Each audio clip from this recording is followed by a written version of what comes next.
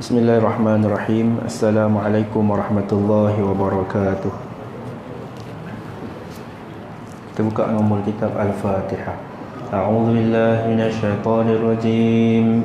Bismillahirrahmanirrahim. Alhamdulillahi rabbil alamin. Ar-Rahmanir Rahim. Maliki yaumiddin. إياك نعبد وإياك نستعين اهدنا الصراط المستقيم صراط الذين أنعمت عليهم غير المغضوب عليهم ولا الضالين آمين. الحمد لله رب العالمين والصلاة والسلام على أشرف الأنبياء والمرسلين وعلى آله وأصحابه أجمعين.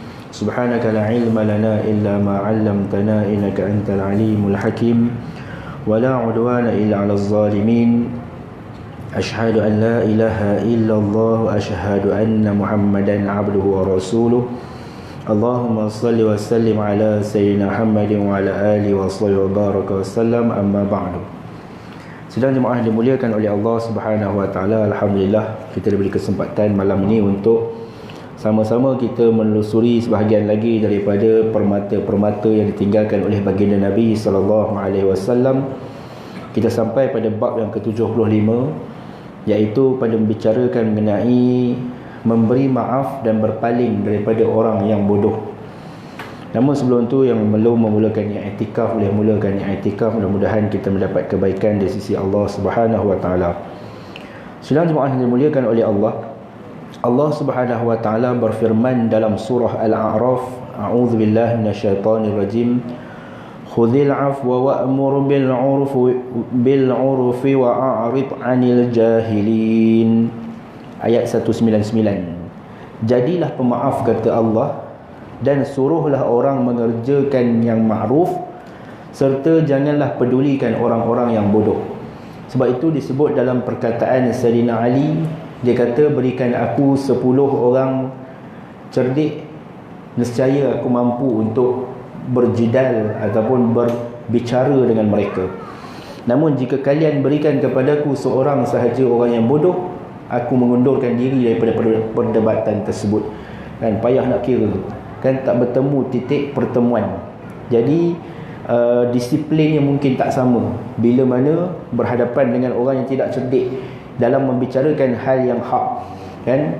Bukan tinggalkan orang bodoh ni kita memilih untuk kawan orang cerdik je. Namun dari sudut hal yang berkaitan dengan iman, berkaitan dengan ibadat, berkaitan dengan akhlak, berkaitan dengan syakhsiah, maka itu juga ditekankan oleh Imam Al-Ghazali dalam kitab Ihya Ulumuddin di dalam membicarakan mengenai adab bersahabat. Dan dalam kitab Sayrus Salikin, Syekh Abdul Samad Al-Palembani juga dibicarakan tentang memilih sahabat biar di kalangan orang yang bijak akalnya. Kerana bila orang bijak akal ni tuan-tuan, dia akan memandu kita kepada perkara yang baik, perkara yang hak dan perkara yang bijak. Namun bila berkawan dengan orang yang bodoh, akhirnya kita takut kita yang akan terjerumus sama kepada kebodohan-kebodohan tindakan yang dia buat, terutama dalam hal berkaitan dengan akidah, ibadat dan kehidupan. Baik, Allah Subhanahu wa taala menyuruh kita memberikan kemaafan, sebab bukan senang nak beri maaf. Namun siapa yang dapat memberikan kemaafan, di atas dendam, di atas kemarahan, di atas apa juga emosi kita kepada seseorang, itulah merupakan satu anugerah ataupun nikmat yang paling hebat dimiliki oleh satu seorang hamba Allah Subhanahu wa taala. Ayat yang lain dalam surah Al-Hijr, Allah Taala merakamkan fasfahis safhal jamil, maka maafkanlah mereka dengan memberikan kemaafan yang baik. Dalam ayat yang lain dalam surah An-Nur, Allah Ta'ala merakamkan wal ya'fu wal yasfahu ala tuhibbuna an yaghfirallahu lakum. Hendaklah mereka memaafkan dan berlapang dada. Dan ini di dalam cerita di dalam cerita sebelum peperangan yang berlaku di Mekah, yang mana perang itu disyariatkan setelah hijrah. Allah Ta'ala merakamkan, hendaklah mereka memaafkan dan berlapang dada. Adakah kamu tidak suka bahawa Allah itu Maha Pengampun? Jadi banyak lagi lah ayat-ayat Quran yang lain cerita tentang kemaafan. Dan ayat yang terakhir kita baca tu ada asbabun nuzul dia. Apa asbabun nuzul dia? Ayat ini diturunkan berkenaan dengan Sayyidina Abu Bakar, yang ketika itu dia bersumpah untuk tidak memberikan maaf kepada Mishah bin Usaihah yang selama ini telah menuduh Aisyah berzina. Ingat tak cerita hadisul ifk? Hadisul ifk ini lelaki yang bernama Usaisah, yang bernama Mishah bin Usaisah, dia telah memfitnah Aisyah, kan, berzina. Ketika itu Aisyah ni dia sebenarnya dia pergi buang air, dia qada hajat. Jadi lewat sikit dia sampai, jadi jemaah ketika itu tidak perasan yang Aisyah ni tertinggal di belakang. Jadi kumpulan tersebut telah bergerak, dan bila sampai tengok-tengok Aisyah radhiyallahu anha ni tak ada. Jadi Aisyah ni kebetulannya pula dia ni sampai semula ke Madinah ketika itu ditemani oleh seorang lelaki, kan, dan Misah ni tadi bin Usaisah, dia telah membuat cerita. Dia kata hang nampak Aisyah sampai lewat, dia tu mesti ada skandal lah dengan, saya lupa nama lelaki yang menemankan Aisyah tersebut, mesti ada skandal dengan lelaki tersebut. Dan takdirnya pula tuan-tuan, wahyu ketika itu tergantung ataupun tertangguh daripada turunnya dengan tempoh yang sangat panjang. Nabi SAW ketika itu tidak mendekati Aisyah. Nabi percaya kat isteri dia, tapi tetap nak dapat keputusan apa sebenarnya yang berlaku, kan. Bila ada jawapan daripada Allah, daripada firman Allah, barulah melegakan Nabi SAW. Setelah Allah turunkan ayat mengenai kebebasan Aisyah daripada tuduhan tersebut, isteri Nabi, jiwa-jiwa orang yang beriman jadi teguh kembali, serta Allah memberikan keampunan kepada orang mukmin yang membicarakan hal tersebut. Yalah, isteri Nabi, kan, bila difitnah dengan hal yang demikian, orang pun jadi tak sangka kan, sanggup Aisyah buat begitu, kan. Nampak Allah pemurka, kan, ayat Quran tak turun-turun. Jadi membicarakan hal yang belum tahu hujung pangkalnya, yang belum tahu natijah keputusan dia. Jadi semua orang membicarakan akan hal tersebut. Maka disebutkan di sini, dikata Allah memberikan keampunan kepada orang mukmin. Wal ya'fu wal yasfahu ala tuhibbuna an yaghfirallahu lakum. Tidakkah kamu suka Allah telah memberikan keampunan? Mana siapa yang duduk berbicara mengenai hadisul ifk, mengenai diri Aisyah tu, semua telah diberikan keampunan oleh Allah Subhanahu wa taala.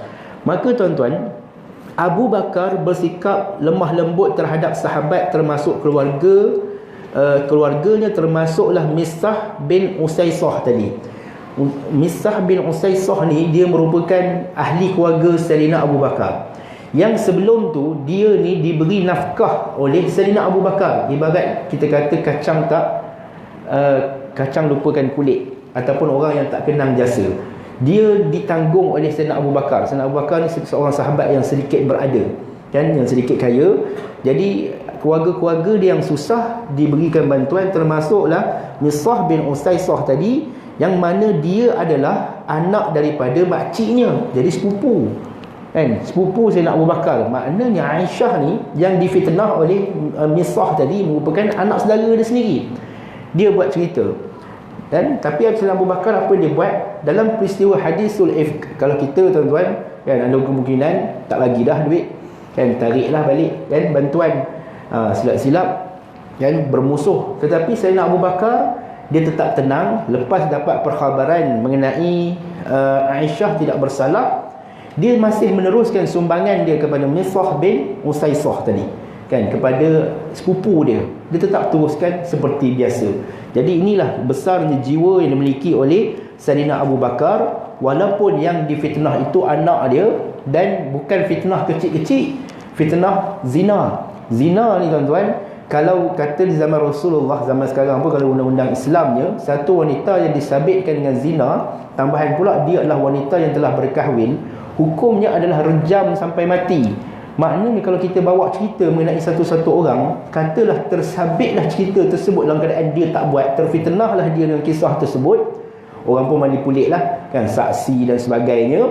Boleh buat zaman sekarang ni video-video palsu ni boleh dibuat, maka menyebabkan orang tadi tersabit dengan fitnah zina, kan, akhirnya direjam. Mana kita telah membunuh satu jiwa, membiarkan satu jiwa itu terbunuh dalam keadaan dia terfitnah, tuan-tuan. Mana berat hukuman dia. Sebab tu kalau kita lihat dalam Islam ada satu kita panggil had qazaf. Had qazaf ni satu orang yang tuduh satu orang wanita berzina, dia kena datangkan saksi. Datangkan 4 orang saksi, kan, yang adil. Dan kalau tak datang 4 orang saksi, dia kena buat mubahalah. Mubahalah ni sumpah laknat ke atas diri dia. Kalau seandainya aku tipu dan yang dia ni berzina, nescaya aku ni kena laknat, kan? Dia kena sumpah laknat pada diri dia, maka itu disebut sebagai qazaf. Dan seandainya dia tak dapat membawa saksi tadi, tuan-tuan, dia boleh dijatuhkan sebat, kan? Ataupun dia tak nak berqazaf tadi, dia boleh dihukum dengan ta'zir sehingga 40 kali sebatan. Ni hal yang berkaitan dengan satu orang yang memfitnah satu orang wanita berzina. Bukan kecil-kecil urusannya, kan? Urusan orang tu mungkin boleh direjam, ataupun kalau dia bujang, dia boleh disebat dengan 100 kali sebatan. Baik, ayat tadi menunjukkan kesabaran, kemurahan dan kelembutan yang dimiliki oleh Sayyidina Abu Bakar terhadap orang yang memfitnah diri dia dan ahli keluarga. Malu, tuan-tuan, cerita zaman tu viral. Bayangkan kalau kita cerita anak dara kita, kan, menjadi buah mulut orang, kan, cerita kena tangkap khalwat ke, cerita, kan, mengandung sebelum nikah, kan, cerita tu benda yang malu, kan, aib. Terutama orang Arab, mereka ni cukup memuliakan orang perempuan mereka, kan, mereka jaga molek-molek. Nak pula isteri Nabi, kan. Kalau katalah berita tu jadi berita yang benar, tentu malulah keluarga Sayyidina Abu Bakar. Namun selepas turunnya ayat, bertenangnya Sayyidina Abu Bakar, dia jadi orang yang lebih baik. Dia infakkan lagi harta dia. Tanda apa? Tanda dia syukur kepada Allah Subhanahu Wa Taala kerana menyelesaikan urusan tersebut. Baik, kita lihat hadis yang pertama berkaitan dengan hadis ataupun tajuk ini, iaitu berkaitan dengan memberi maaf. Dari Aisyah radhiyallahu anha bahawa dia bertanya kepada Nabi SAW, apakah pernah terjadi kepadamu suatu hari yang penderitaannya lebih berat daripada peristiwa perang Uhud?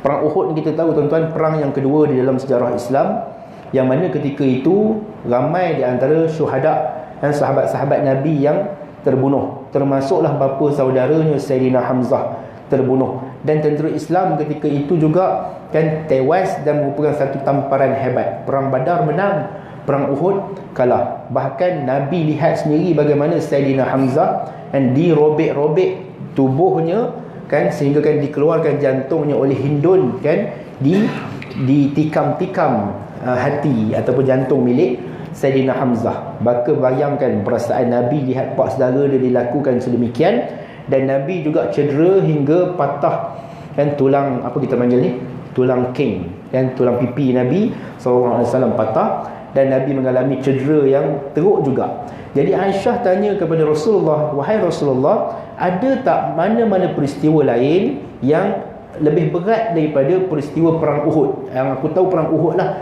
benda yang cukup tragis dalam kehidupan kau. Ada tak yang lain? Aisyah tanya Rasulullah.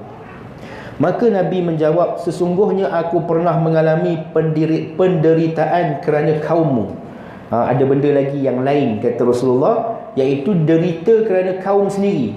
Ibarat macam kita, tuan-tuan, kita menderita akibat khianat adik-beradik sendiri, khianat ahli keluarga kita sendiri, kan. Orang lain buat khianat kat kita, boleh telan lagi, tuan-tuan. Kalau orang rapat buat, kan, khianat kat kita, Allahu Akbar, pedih dia berganda. Nabi ni sendiri yang buat khianat ni, bukan orang luar, kaum dia sendiri buat khianat, kan, menolak dakwah dia, bahkan menyakiti Nabi SAW. Dan penderitaan terberat yang aku alami daripada mereka ialah pada hari Aqabah, kata Rasulullah ni dalam peristiwa Aqabah, iaitu ketika aku menawarkan diriku kepada Ibnu Abdi Yalil bin Abdul Kulal, nama seorang pembesar di kota Taif milik Bani Saqif. Kan, peristiwa apa? Peristiwa Bai'atul Aqabah, perjanjian Aqabah. Peristiwa ni antara aku dan Ibnu Abdi Yalil, Nabi sebut nama orangnya, agar menolongku dan menerima dakwahku. Dia ni ketua kabilah Taif, Orang Taif kan, Nabi pergi ke Taif. Taif daripada Mekah lebih kurang dekat hampir 2 jam juga. Dan perjalanan menuju ke Taif, maknanya jauh. Kalau daripada Mekah pun 2 jam, daripada Madinah pun lebih kurang 2 ataupun 3 jam Nabi berdakwah kan, pergi ke Taif ketika itu untuk menyampaikan dakwah dia. Dan Nabi bertemu dengan seorang yang bernama Ibnu Abdi Yalil bin Abdul Kulal. Nabi jumpa dengan dia, harap-harap dapat apa kita panggil respon yang positif, ataupun dia ni boleh mempengaruhi orang-orang Taif untuk menerima dakwah Nabi SAW. Tetapi dia tidak menyambut apa yang aku inginkan. Ibarat tuan-tuan, orang nak datang kat qaryah kita tak alu-alukan kan. Dah kontak dengan kita, saya nak datang ke tempat tuan kan, nak buat penerangan tentang COVID-19 contoh kan, cerita tentang corona sekarang ni, datanglah wakil nak beritahu tentang COVID-19.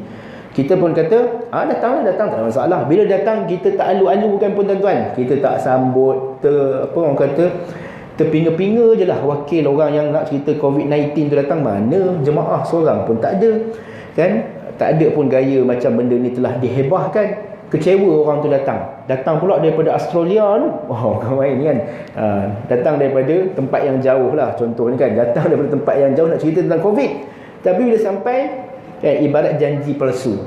Kata tadi datang welcome, tapi bila datang tak mengalu-alukan. Nabi kata kan, mereka tidak menyambut aku kan seperti mana yang aku inginkan. Patut-patut bila aku cakap daripada awal, aku nak datang kat tempat kau Taif ni, tolong kumpulkan orang-orang kau untuk dengar sedikit penjelasan dakwah daripada aku. Tapi bila Nabi pergi, sebaliknya yang Nabi terima. Apa Nabi terima? Kan, Nabi dibaling dengan batu kan hingga berdarah. Nabi dikepung oleh pemuda-pemuda yang gagah. Mereka kata apa? Engkau kalau nak lepas kan, boleh, kena berhadapan dengan pemuda-pemuda yang gagah ni dulu. Ibarat kena sparring dulu dengan mereka. Kalau tengok, kalau kau menang kau boleh balik, kalau kau kalah, nasib kau lah dekat sini. Ibaratnya kita mengharapkan bunga kan, tetapi sebaliknya najis yang dilemparkan kan oleh orang yang kita nak pergi bertamu ke tempat mereka.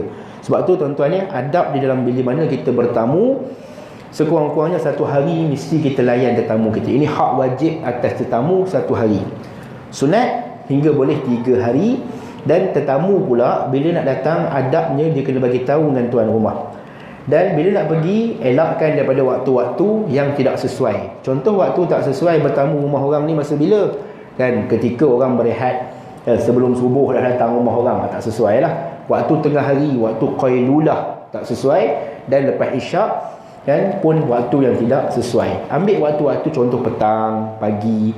Dan bila nak pergi rumah orang, elakkan pada waktu makan, melainkan kita dah maklum terlebih awal pada tuan rumah. Aku sampai kat rumah engkau lebih kurang pukul 12.30. Jadi tuan rumah pun tengok-tengok 12.30 ni dekat-dekat dengan waktu makan tengah hari. Jadi dia pun dah mungkin prepare dah kan, persiapan untuk makan tengah hari. Kita main terjah dia datang, aku datang rumah engkau ni pukul berapa sampai? Tak sure lagi kan, kau standby je lah kan. Orang tu mungkin standby makan petang kan, cekodok ke nak standby sekali sampai tengah hari. Rumah kebetulan ada 2 ekor je ikan kan, sardin habis, telur habis kan, beras pun itulah last berasnya. Sampai pula waktu makan tengah hari tuan-tuan, nyanyi ke tuan rumah kan, ini dah masak dah ni ikan dengan sambal belacan, bakar ikan dengan sambal belacan kan, nak cicah. Semerebak lah bau sambal, bau belacan, semerebak lah bau ikan goreng kan. Jadi tetamu datang takkan tak jemput. Jadi kena bagi tahu, aku datang rumah kau ni lebih kurang 12.30. Rasa nak makan tengah hari lah kat rumah kau, tak apa, maklum awal. Jadi tuan rumah pun boleh prepare lah nak makan apa, ikan ke ayam ke dan apa-apa yang patut. Ini bila tak maklum tuan-tuan, tidak adab bila mana kita berziarah ke rumah seseorang. Baik, yang wajib 1 hari. Sunat 3 hari kita meraihkan tetamu. Lebih daripada itu, hilanglah hukum sunat ke atas tuan rumah. Mana pandai-pandai lah, tuan rumah kata pandai-pandai lah kau kan, makan minum kau dah tak ditaja kan, pergilah cari dekat kan Sapphire ke kan, pergilah cari kat Assalam ke nak makan kan. Kami pun ada urusan kami. Baik, tak dialu-alukan tuan-tuan. Kemudian aku pergi dengan perasaan sedih kata Nabi. Pergi orang tak sambut, sedih lah. sedih tercermin di wajahku dan aku tidak sedar kecuali aku telah sampai ke Qarnus Sa'alib. Qarnus Sa'alib ni atau kita sebut hari ni Qarnul Manazil. Kalau siapa pernah pergi umrah tuan-tuan, Qarnul Manazil ni kalau kita dalam flight kan, kita berniat miqat di Qarnul Manazil. Lebih kurang dalam 1 jam sebelum kita mendarat kan, kita berniat tawaf ataupun berniat umrah di Qarnul Manazil. Kan, jadi kalau siapa-siapa pergi umrah mesti berniat kan, sebab kita tujuan nak pergi ke Mekah, tak ada urusan lain, memang kita nak buat umrah. Lainlah memang dia businessman, dia tak ada urusan nak pergi ke Masjidil Haram pun.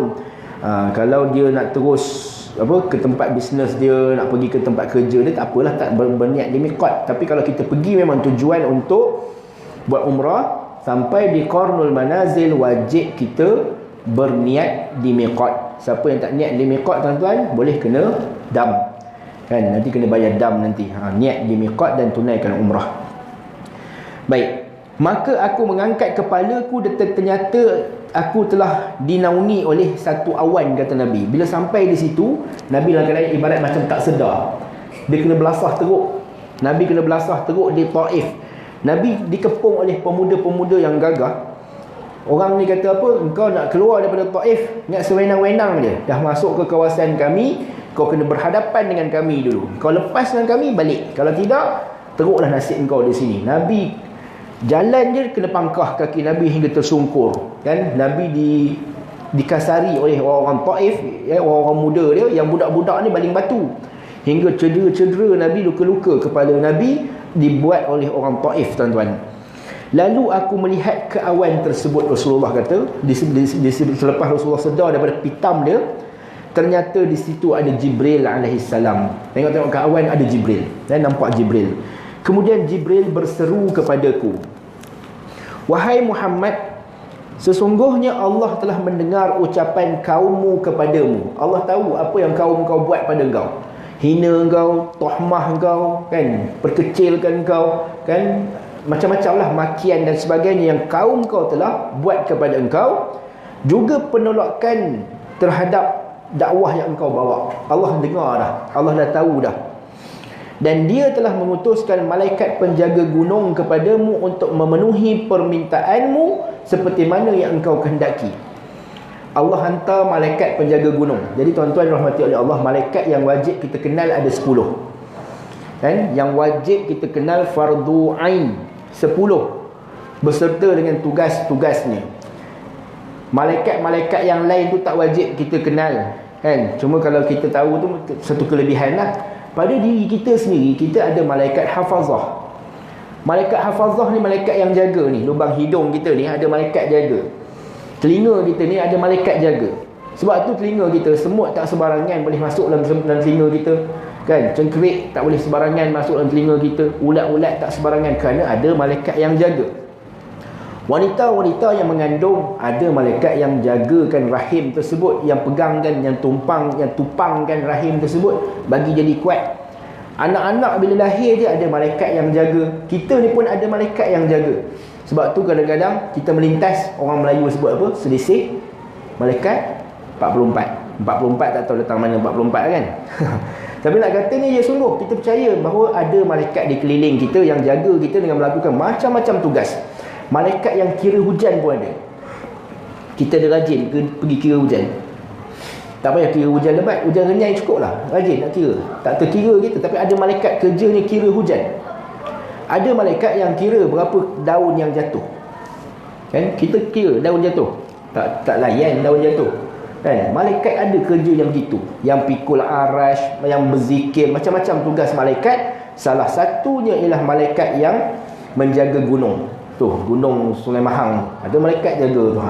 Tak jaga ni malaikat kan bergegar jaga air gunung tu. Wa'iyazbillah. Ada malaikat yang jaga.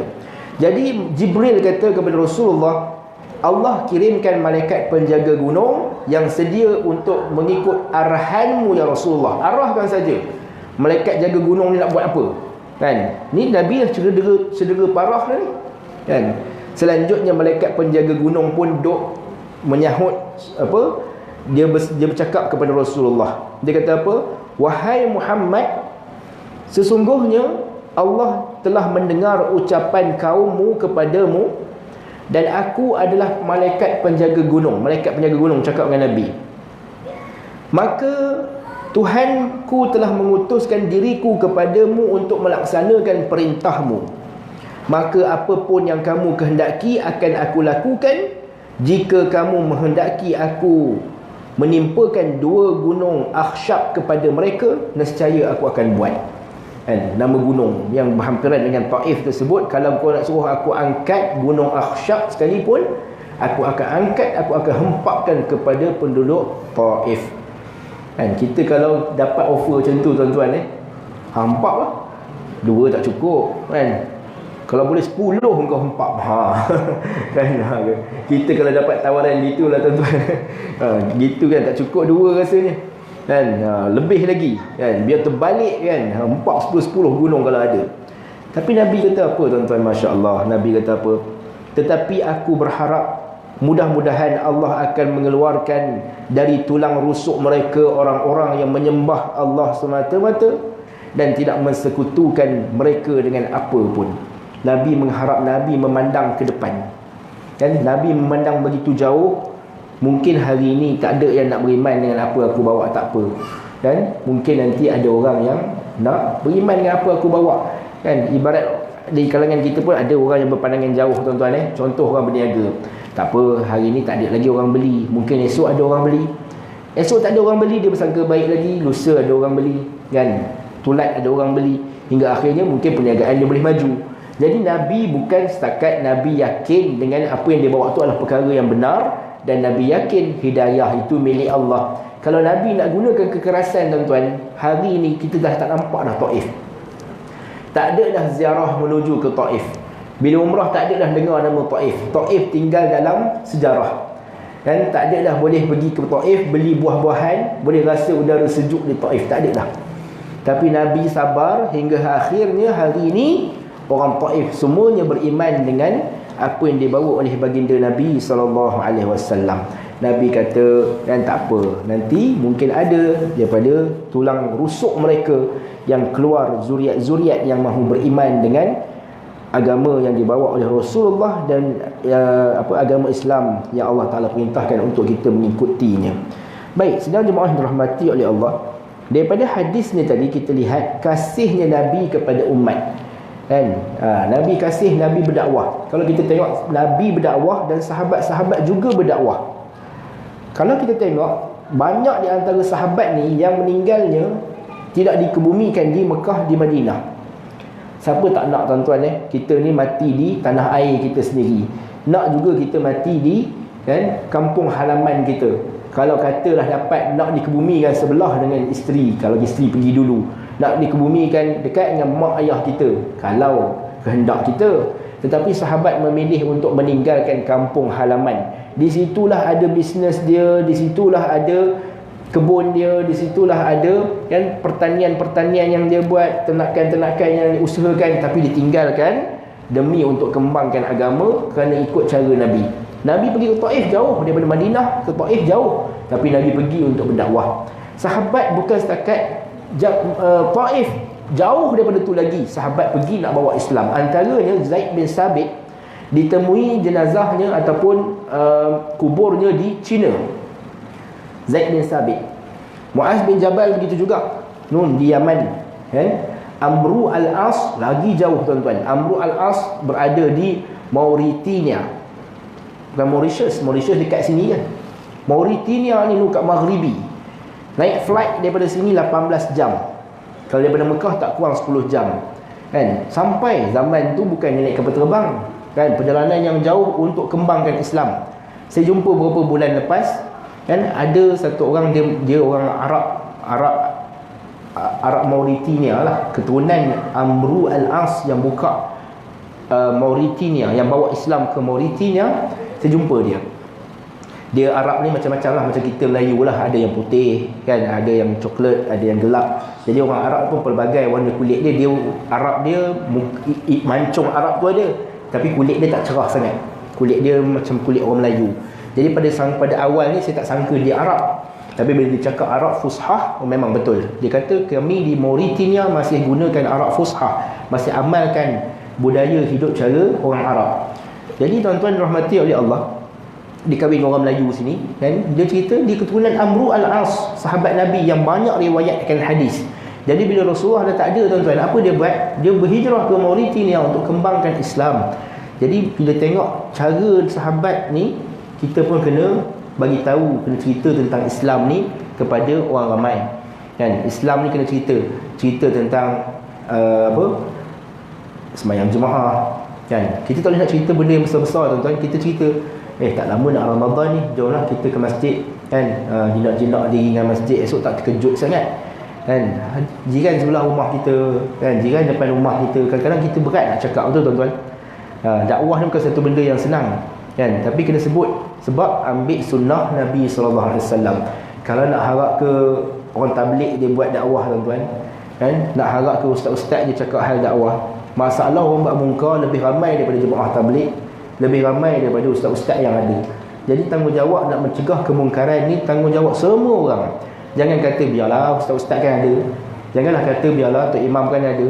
Yang buat mungkar lebih daripada jumlah tok imam, yang buat mungkar lebih daripada jumlah kan pendakwah-pendakwah yang ada. Jadi kena sebut tentang agama ini kepada orang yang ada di keliling kita, ambil sunnah Nabi SAW. Jumpa anak-anak, kadang-kadang budak-budak contoh singgah kat masjid kan, duduk berlari-lari balik sekolah contohnya, tanya dengan baik, anak-anak, alah ruginya lah dah datang masjid ni tak sembahyang Zuhur dulu, ruginya lah datang masjid keluar begitu sahaja tak sembahyang asar dulu. Sembahyanglah dulu, bukan lama pun, sembahyang 4 rakaat je, lepas tu baliklah kan. Kadang-kadang tak ada orang nak sebut benda tu, anak-anak datang dekat-dekat dengan kawasan masjid, tapi kita tak sebut benda tu, akhirnya dia keluar begitu sahaja kan. Jadi kena sebut hal berkaitan dengan agama ni, tak kira apa benda pun kan. Nasihat benda yang baik, ajak orang solat, ajak orang datang masjid, ajak orang jadi orang baik, ajak orang jadi orang yang beradab, itu semua dakwah. Baik, kemudian ujian seorang pendakwah seperti mana Nabi lah. Kita bila cakap ni tuan-tuan, kadang-kadang ada orang tempelak kita balik, alah engkau pun bukan baik sangat kan, baru sebulan 2 ni lah aku nampak engkau datang masjid, baru setahun 2 ni lah engkau tu jinak dengan masjid, dulu-dulu pun kau pun lara. Contoh orang akan cakap benda macam tu tuan-tuan. Yalah aku dulu lara kan, tapi hari ni aku nak ajak lah orang kepada kebaikan, moga-moga ada sedikit pahala kalau engkau datang sama menuju ke rumah-rumah Allah. Sebab lara aku dululah, hari ni aku dah kan nak tebus balik lara tu, jangan orang lain pun jadi lara macam aku dulu. Dulu orang tak ada nak sebut aku benda yang demikian kan, hari ni ada orang nak sebut, patut kan tuan ambillah manfaat daripada apa yang saya sebut. Baik, kemudian tugas dakwah adalah tugas wajib kan. Tugas dakwah wajib namun tak boleh paksa. Contoh kita budak datang ke masjid kan, mehlah sembahyang dulu, kalau tak apalah nak cepat ni, tak boleh paksa. Kau sembahyang, aku ambil rotan kau pelasah kau tak sembahyang, tak boleh kan. Kalau Nabi nak paksa orang Taif beriman, Nabi boleh gugut orang Taif. Malaikat gunung angkat bukit sekarang, dan orang Taif kau tengok tu, nampak gunung terangkat tu. Kau nak beriman tak nak beriman? Tak beriman aku suruh malaikat tu hempap kau. Nabi boleh je buat cara macam tu, dah malaikat offer. Tapi Nabi buat tak? Tak kan. Tapi Nabi dakwah, tak terima tak apa kan. Mungkin bukan sekarang kau faham, bukan sekarang kau terima, kau akan terima nanti daripada zuriat keturunan kau, generasi-generasi yang akan datang. Baik, sifat Allah yang sami' dan basir. Kan tadi malaikat kata Allah mendengar apa yang kau sebut. Allah mengetahui apa yang mereka tahmah kepada engkau, nak menunjukkan Allah sifatnya sami' wal basir, maha mendengar dan maha melihat. Dan jangan usik wali-wali Allah, kerana wali-wali Allah ni dia ada karamah, dan Allah sayang kasih pada mereka. Siapa usik awliya Allah, nescaya Allah isytiharkan perang kepada orang yang mengusik wali-wali Allah. Bukan setakat wali Allah tuan-tuan, ulama'-ulama' mereka ini juga disebut sebagai daging-daging mereka masin kan. Jadi kalau diusik, ditahmah, ada kemungkinan dapat apa orang panggil tulah kan, dapat celaka dan sebagainya. Kalau tak setuju kan, mungkin ada saluran-saluran yang boleh kita sebutkan. Jangan dihina susuk tubuh satu orang yang alim, satu orang yang Allah Subhanahu Wa Taala sendiri kasih kepada mereka tuan-tuan kan.